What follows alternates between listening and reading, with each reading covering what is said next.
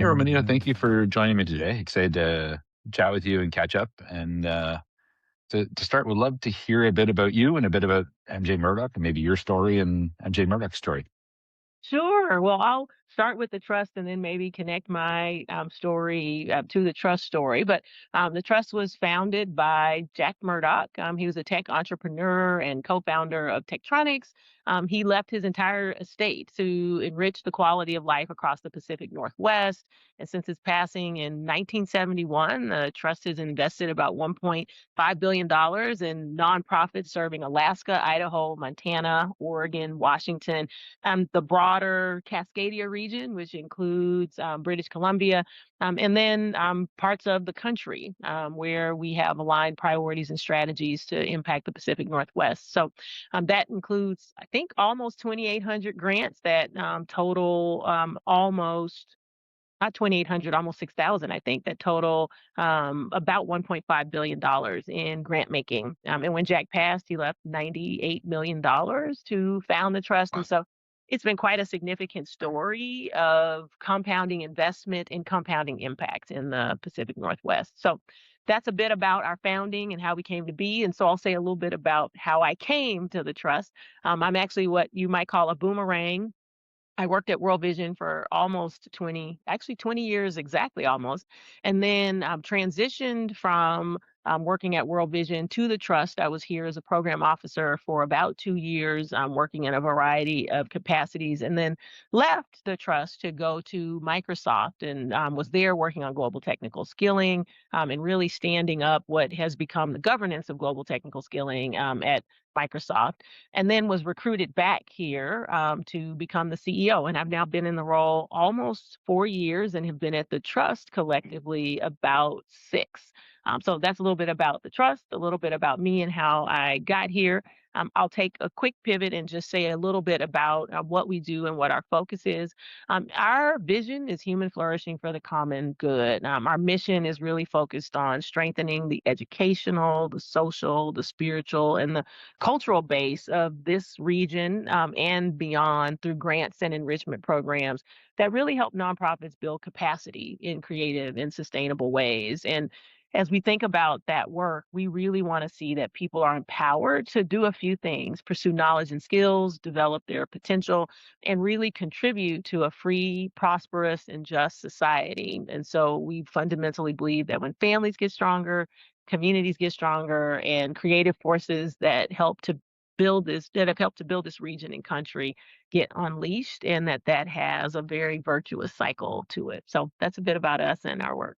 Very nice. And again, thank you for what you do. ProServeIT is a B Corp, and we love our not for profit customers. And again, you have such a huge impact and appreciate everything you do. And your journey is pretty amazing to where you got to. Congratulations on the role. Thank you for that. So a bit about our relationship now. Before we started working together, what were some of the technology challenges or risks that you faced, and maybe describe what it was like? Yeah, so the world around us and the landscape of technology has changed dramatically, and we're celebrated 50 years just last year. And so when I came, we wanted to do a couple things. We wanted to modernize our technology suite, which meant really working to fully activate the platform and ecosystem that we had available to us. That was a large part of what we wanted to do.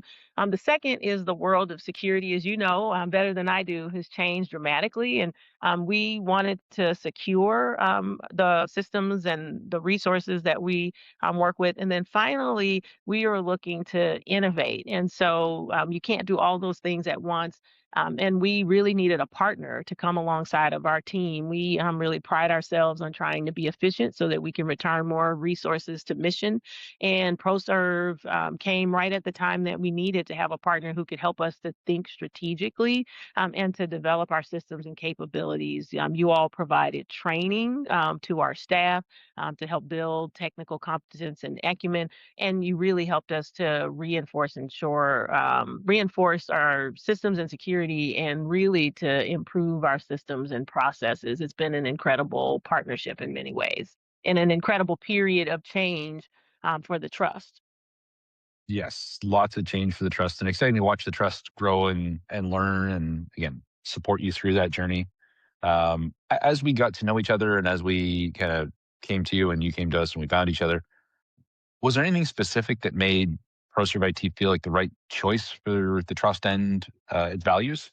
Yeah, so one of the first thing I'd say is that we brought on our IT director who had experience with you all from a prior role that she was in, and she really came with the recommendation for ProServe, really looking at all of our technical needs, which I will not try to be the person to go through all of the technical things that she looked at, but the team really did take a look at sort of technically where we were, right?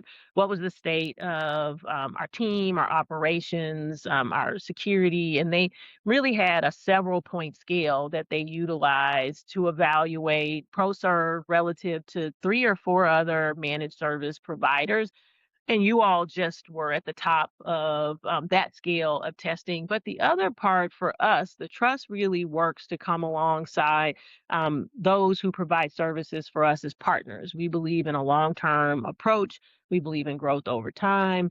And so, beyond just having kind of the technical capacities for what we needed, there was the real sense that we could be in relationship with you all over time, that you had the staying power, that your team had the capabilities to work with our executive leadership, not just our technical team, to understand our broader strategy and mission, and that there was a sense of trust. And so I think there are all the things that people will look for when they look for a managed service provider, and hopefully the people who know you all in the technical world know you've got the chops, right?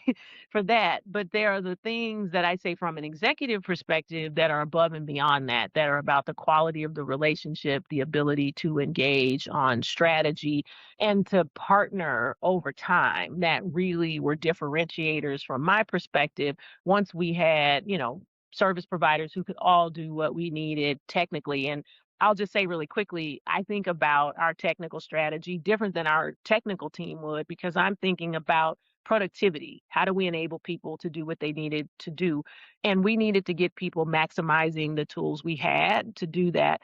The second is security. How do we secure our systems, our resources, all the things to ensure that the data that we're entrusted with, the resources that we have, we're doing our best to maximize that. And then I think about innovation. What are the ways that we can grow and develop in order to better serve the customers that we have? And on all three of those vectors, from more of a strategic perspective, I found that ProServe really was the right group for us to be working with, in addition to all of the technical things and capabilities that you all have.